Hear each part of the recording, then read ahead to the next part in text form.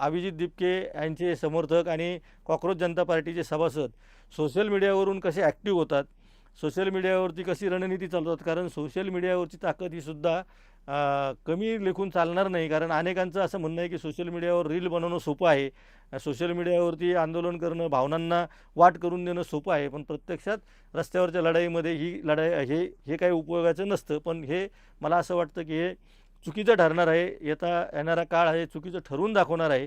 तुम्ही आज अभिजित दिपकेंना डिवचत आहात, तुम्ही तरुणाईला डिवचत आहात. ज्यांना कॉक्रोच म्हणलेले आहे त्यांची ताकद संपलेली आहे असं तुमचं म्हणणं आहे. अभिजित दिपके एकटे पडत आहे असं तुमचं म्हणणं आहे. तर हेच अभिजित दिपकेंचं हत्यार बनणार आहे, हे लक्षात घ्या.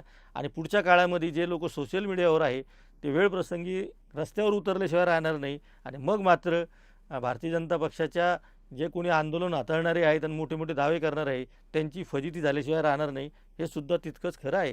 त्यामुळं अभिजित दिपकेंचं आंदोलन पुढं कसं जातं, रस्त्यावरची लढाई आणि सोशल मीडियावरची लढाई ते कशा पद्धतीने हाताळतात, तरुणाई कशी एकवटते, विशेषतः ज्यांना अराजक पसरवणारे आणि पाकिस्तान धार्जिणे म्हटलेले आहेत असे युवक या देशप्रेमी असा दावा करणारे जे पक्ष आहे, खरे देशभक्त आहे असा दावा करणारा जो पक्ष आहे, तर त्या देशभक्तांना हे देशभक्त कसे उत्तर देतात हे आपल्याला बघायचं आहे. त्यामुळं आपण पाहत राहा न्यूज यात्रा. हे आहे आपलं.